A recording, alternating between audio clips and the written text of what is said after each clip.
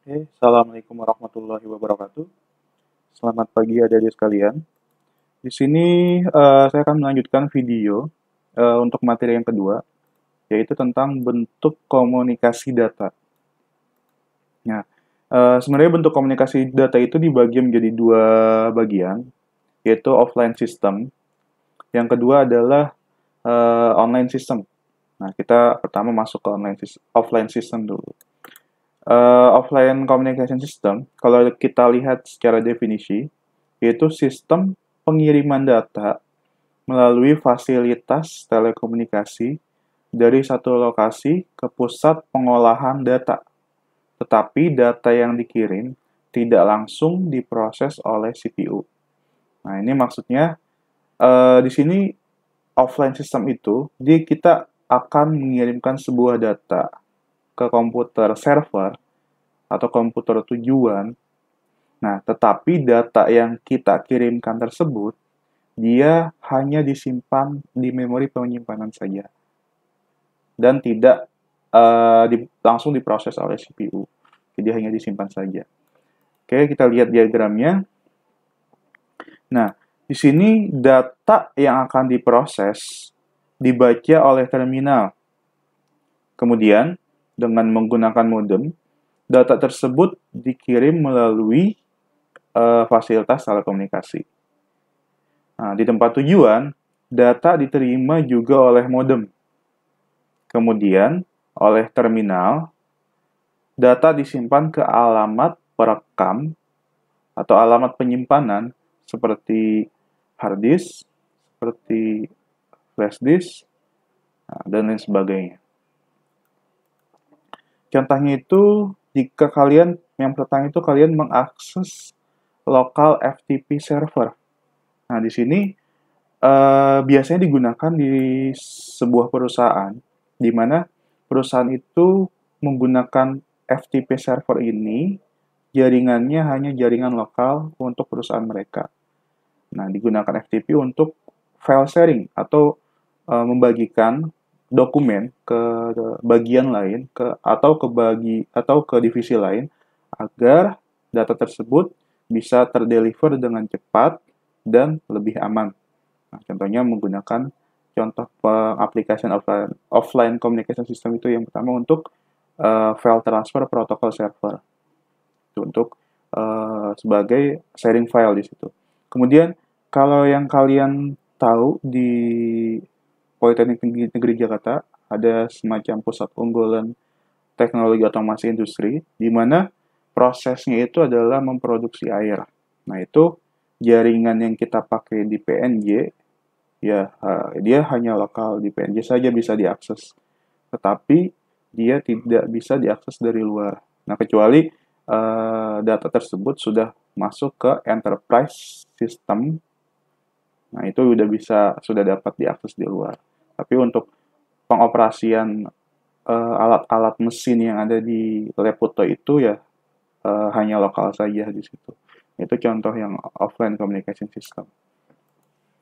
Kemudian yang kedua adalah tentang online communication system. Jadi bentuk komunikasi yang kedua. Nah, kalau online communication system, data ini dikirim melalui terminal dan dapat langsung diolah oleh pusat komputer. Dalam hal ini adalah CPU.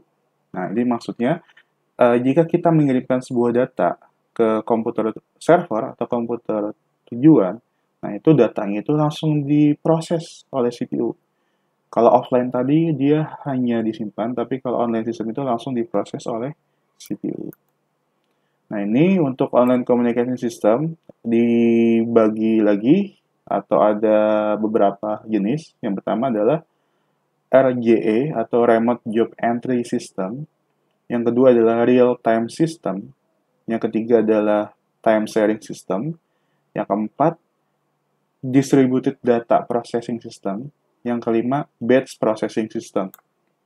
Nah, kita masuk dulu. Yang pertama yaitu adalah tentang Remote Job Entry System.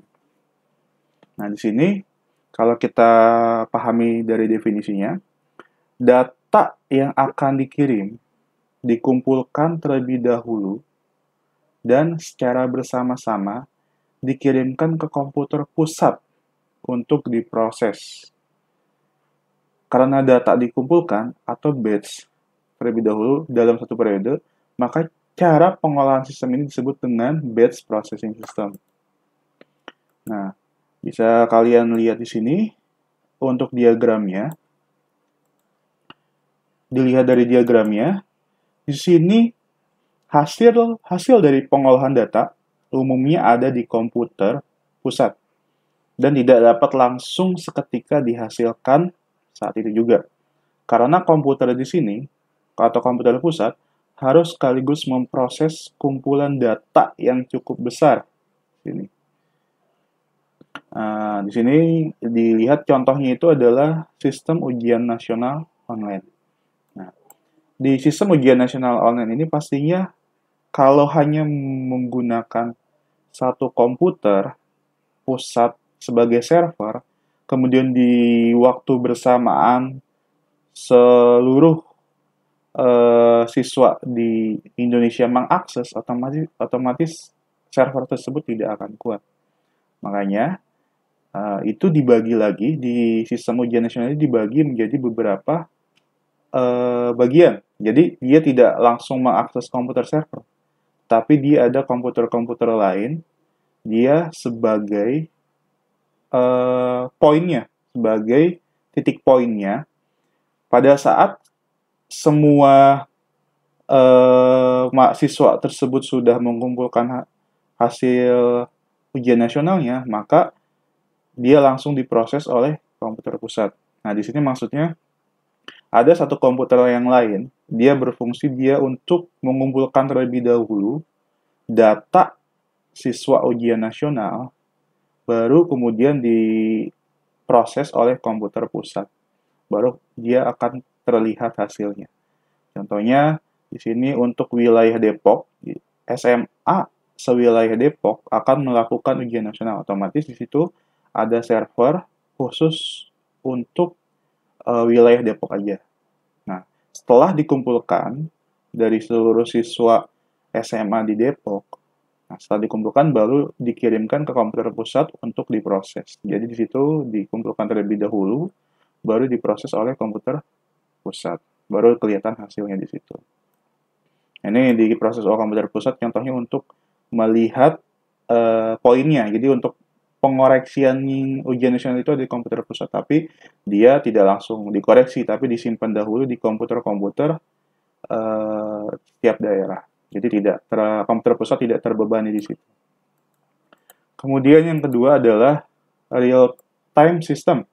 Nah, kita lihat secara definisinya. Di sini real-time system, suatu real-time system memungkinkan untuk mengirimkan data ke pusat komputer. Diproses di pusat komputer seketika pada saat data diterima.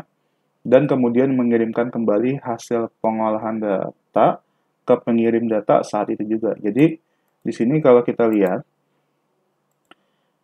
dilihat dari diagramnya, contohnya di sini ada terminal, kemudian ada CPU, ada disk, ada modem. Nah, ini di sini sebagai komputer pusatnya.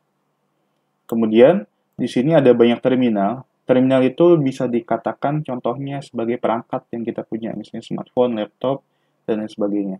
Nah, di sini ada terminal atau host atau user. Kemudian dia ingin mengakses file yang ada di komputer pusat. Nah, kemudian pasti dia mengirimkan request ke komputer pusat, dan pada saat itu juga komputer pusat langsung memprosesnya dan mengirimkan balik ke komputer yang memintanya tadi. Jadi data tersebut secara real time langsung diproses oleh CPU, langsung diterima oleh si yang meminta tadi. Nah, contohnya itu ketersediaan tempat duduk di tiket kereta api secara online. Nah, kalau kita buka sistem online dari pemesanan tiket kereta api, pada saat kita ingin mengecek kuota tempat duduk yang kosong, nah itu pastinya kita mengirimkan request ke komputer pusat PT KAI untuk mengirimkan kembali bangku apa sih, bangku di mana yang masih kosong untuk pemberangkatan kereta dari Jakarta ke Bandung misalnya. Itu langsung diproses oleh komputer pusat. Nah, contoh yang lainnya itu pemesanan tiket pesawat terbang. Nah, di sini dengan real-time system ini, penumpang pesawat terbang dari suatu bandara atau agen tertentu dapat memesan tiket untuk suatu penerbangan tertentu dan mendapatkan hasilnya kurang dari 15 detik. Atau hanya sekedar mengetahui apakah masih ada tempat duduk atau tidak di pesawat itu. Nah, itu makanya dia disebut sebagai real-time system. Kemudian, online system yang ketiga adalah time sharing system. Nah, di sini kalau kita lihat secara definisinya, suatu teknik penggunaan online system oleh beberapa pemakai secara bergantian menurut waktu yang diperlukan pemakai. Waktu perkembangan proses CPU semakin cepat, sedangkan alat atau input atau output tidak dapat mengimbangi kecepatan dari CPU. Maka kecepatan dari CPU dapat digunakan secara efisien dengan melayani beberapa alat input-output secara bergantian. Nah, kalau tadi di real-time system, dia itu langsung diproses oleh CPU pada saat itu juga, tetapi kalau time sharing system, dia langsung diproses juga, tapi dia berurutan atau bergantian menurut waktu yang diperlukan pemakai. Jadi di situ ada antrian kalau untuk time sharing system. Nah, ada antrian untuk diproses oleh CPU pusat. Tapi kalau yang tadi on real time system dia langsung diproses, time sharing system dia harus menunggu antrian. Nah, bedanya di situ. Nah, kita lihat di sini ada terminal atau ada host, ada user ingin mengakses ke CPU-nya. Nah, tapi di sini si CPU itu tidak langsung memproses semua konten yang diminta, tapi dia diprosesnya secara bergantian. Dia dikirimkan kembali secara bergantian. Nah, itu bedanya dengan real-time system. Nah, di sini contohnya itu di teller bank. Nah, di sini salah satu penggunaan time sharing system dapat dilihat dalam pemakaian suatu terminal pada suatu bank. Di mana seseorang nasabah datang ke bank tersebut untuk menyimpan uang atau mengambil uang, maka buku tabungannya ditempatkan pada terminal. Dan oleh operator, pada terminal tersebut dicatat melalui keyboard. Ya kan? Kemudian oleh operator si teller bank itu dia diketikkan dia melalui keyboard. Kemudian data tersebut dikirim secara langsung ke pusat komputer. Nah, yang diketik keyboard oleh teller tadi langsung dikirim ke pusat komputer dan memprosesnya, menghitung jumlah uang seperti yang dikehendaki, dan mencetaknya pada buku tabungan tersebut untuk transaksi yang baru saja dilakukan. Nah, ini maksudnya pada saat dia request ke komputer pusat bank, otomatis si CPU-nya itu langsung mengakses secara bergantian juga mengakses permintaan si teller tadi.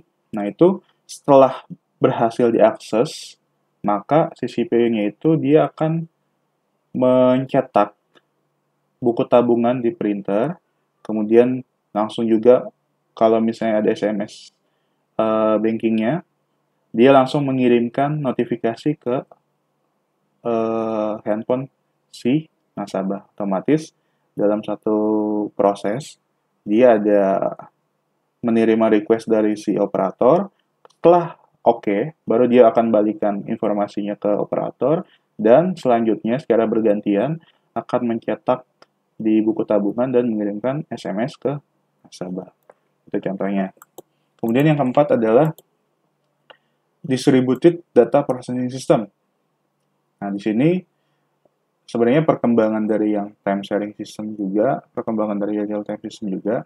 Nah, kalau kita lihat secara definisi, DTP system dapat didefinisikan sebagai suatu sistem komputer interaktif yang terpencar secara geografis dan dihubungkan dengan jalur telekomunikasi dan setiap komputer mampu memproses data secara mandiri dan mempunyai kemampuan berhubungan dengan komputer lain dalam suatu sistem. Oke, di sini kita lihat ke diagramnya. Nah, ini contohnya, ini suatu sistem komputer, suatu jaringan yang sangat kompleks, yang sangat lengkap, di mana di sini contohnya di server sebuah perusahaan, sistem jaringan sebuah perusahaan. Di sini ada server cabang, di sini ada server cabang, di sini ada server pusat, di sini ada PC pengguna, ada backup file, ada PC pengguna juga, ada backup file, kemudian ada backup server. Nah, di sini tuh kalau kita lihat, setiap server yang ada di cabang, dia mengakses atau memproses datanya itu langsung. Jadi, tidak harus mengirimkan ke server pusat untuk diproses. Di server cabangnya ini, dia bisa langsung diproses. Karena di server cabang itu, dia juga sudah mempunyai sebuah database. Di server cabang sudah mempunyai database. Jadi, setelah sudah pemrosesan itu selesai di server cabang, hasilnya akan dikirimkan ke server pusat untuk disimpan datanya atau diproses lagi di server pusat. Jadi bedanya dengan yang ujian online tadi, kalau ujian online tadi kita lihat dia di server cabang itu dia tidak menilai atau tidak mengoreksi hasil ujian. Dia mengoreksi hasil ujian di server pusat. Nah, tapi kalau di sini di Distributed Data Processing System, nah di server cabang atau di server wilayahnya, dia bisa langsung dikoreksi nilai yang tadi UN. Nah, baru setelah hasil koreksinya baru dikirim ke server pusat. Nah, itu yang tadi yang sistem online itu, yang ujian online. Tapi kalau di DDP ya, dia bisa langsung diproses di server cabang, karena dia ada database di server cabang juga. Baru kemudian dikirimkan ke server pusat. Nah, contohnya itu, nah ini sistem koneksi perbankan secara keseluruhan. Kalau yang tadi time series system dia untuk store uang ataupun mengambil uang, tapi kalau di secara keseluruhan sistem banknya itu disebut sebagai Distributed Data Processing System. Kemudian ya, yang lain contohnya media sosial seperti Facebook, Instagram, dan lain-lainnya. Nah, itu pastinya Facebook, YouTube, Instagram mereka tidak mengacu hanya ke satu server, tapi dibagi menjadi banyak cabang-cabang server agar si cabang-cabang itu bisa langsung memproses kontennya. Jadi nggak tertumpu semuanya di server pusat. Di server cabang juga dia bisa langsung diproses. Oke, seperti itu. Kita lanjutkan. Yang terakhir adalah batch processing system. Nah, dilihat dari definisinya, batch processing system adalah suatu model pengolahan data dengan menghimpun data terlebih dahulu dan diatur pengelompokan datanya dalam kelompok-kelompok yang disebut batch. Tuh ya, ini hampir sama seperti yang RJ tadi, remote job entry system tadi. Nah, itu selanjutnya, tiap batch ditandai dengan identitas tertentu serta informasi mengenai data-data yang terdapat dalam batch tersebut. Setelah data-data tersebut terkumpul dalam jumlah tertentu, data-data tersebut akan langsung diproses. Nah, contohnya itu ya remote access system seperti ya email. Nah, itu email kan istilahnya sistemnya itu dia menggunakan batch processing system. Jadi dikumpulkan terlebih dahulu, baru dia dikumpulkan dalam jumlah tertentu. Nah, baru data-data itu akan langsung diproses oleh si server email. Nah, contoh yang kedua yaitu proses batch processing lain seperti kalau kalian misalnya membeli buku di Gramedia. Contohnya begini, pembeli buku membawa buku ke kasir dan membayar buku yang dibeli tadi. Kemudian, kasir memasukkan transaksi ke cash registernya dari mesin cash register kasir. Nah, itu dia langsung memberikan tanda terima ke si pembeli tadi. Nah, di mesin cash register, dia juga mencetak semua informasi transaksi dalam eh, dalam kertas. Nah, mencetak transaksi ke dalam kertas, kemudian catatan itu dibawa ke server untuk di-entry ulang mengenai seluruh transaksi hari ini. Jadi, per hari ini ada berapa transaksi. Gitu. Pada server juga akan dimasukkan transaksi pengurangan inventory yang terjadi karena transaksi penjualan yang terjadi pada hari itu. Nah, keluaran dari server adalah laporan penjualan, laporan inventory, dan laporan-laporan lain yang diperlukan pihak manajemen. Nah, itu maksudnya eh, laporan-laporan harian, laporan bulanan, laporan inventory. Nah, itu dia tidak langsung dicetak, tapi dia menunggu dulu. Misalnya laporan harian, menunggu 1 hari, dikumpulkan dulu datanya selama 1 hari, baru dicetak. Kemudian laporan inventory bulanan, nah berarti dia menunggu 1 bulan dulu, baru datanya diproses dan dicetak. Jadi dia dikumpulkan dahulu, baru diproses. Tuh. Oke, untuk bentuk komunikasi data cukup sampai di situ. Terima kasih atas perhatiannya. Wassalamualaikum warahmatullahi wabarakatuh.